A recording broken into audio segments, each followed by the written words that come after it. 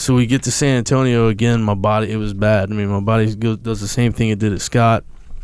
And then next thing I know, I'm in the ICU again, in and out of the OR. And I end up doing 15 months in Bamsey. And, man, every operation, it was just more drugs. A series of events happens at Bamsey. I'm the only Marine there, which I stated. And it was bad because, I mean, you can only call a Marine a soldier so many times before I'm going to let you know that bothers me. And if I wanted to be a soldier, I would have joined the frickin' Army. Stop calling me a soldier. It's just a Marine thing. It's a pride thing. It's absolutely a frickin' pride thing. If you don't like it, would you call Chesty Puller a soldier? Because if you would, you're ignorant. And my thing is like, just utilize some tact. And so they ended up putting the EGA, the Marine Corps seal, on my door. And just to let people know. A little heads up. Yeah. Same rules, though. You don't share my DNA, and you're not a United States Marine, don't come in my room. Still. So I didn't meet. I missed out on meeting a lot of quote unquote famous people and politicians that I'm sure are there because they care, and a bunch of other people, and it was because of that rule. And then the Secretary of the Army, or the Surgeon General, Surgeon General was coming, and they were like, Corporal Schick, we really, we need you to wake up and shave, and you're going to come see the Surgeon General. And I was like, okay, yeah, I'm going to do that.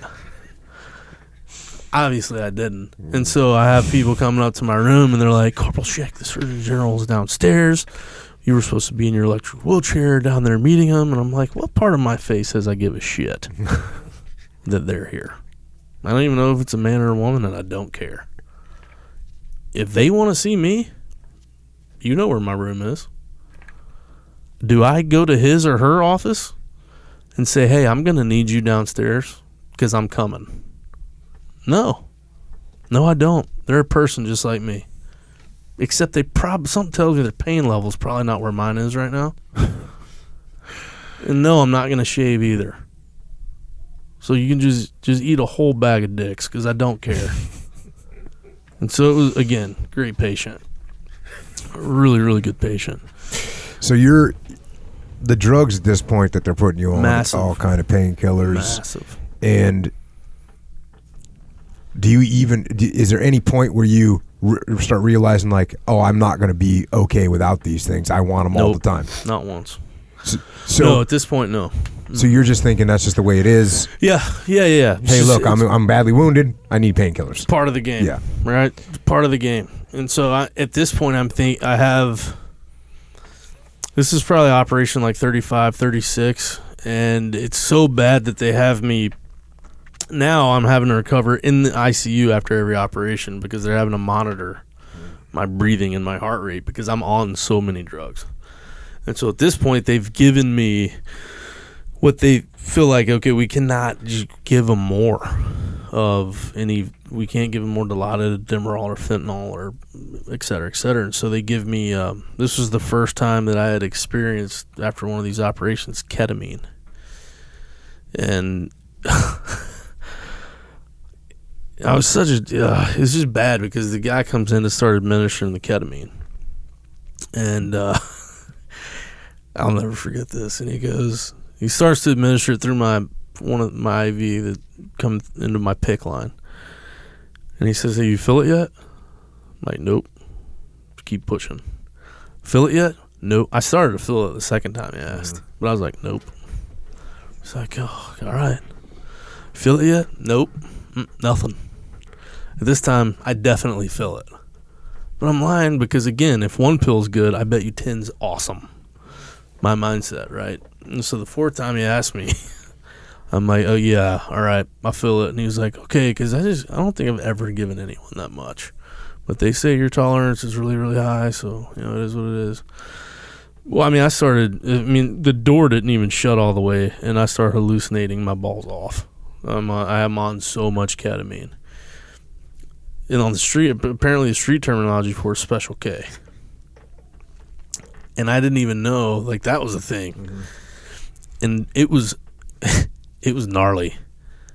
I mean, I was seeing things that weren't there. It was bad, and I came out of that, and I told my lead physician that came. I said, I don't want that stuff anymore. Like that was not a cool high.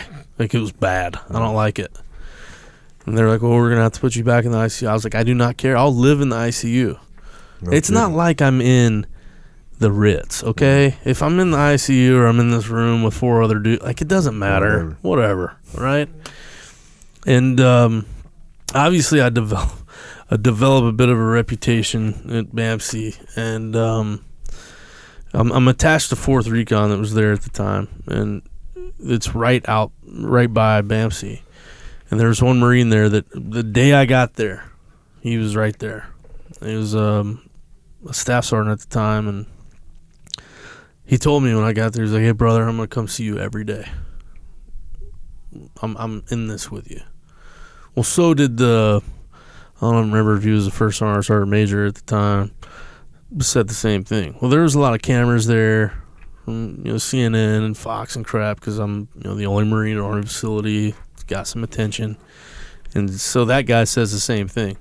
Well, I didn't see him again, but the first guy, the staff sergeant, every day, man. Yeah. Every day.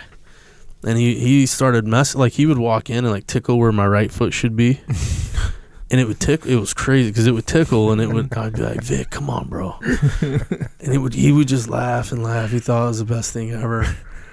And it was just those little moments, though, those little nuances of time that would make me forget that I was who I was. And I was in the situation I was in. That would make me realize, if I think it's that bad,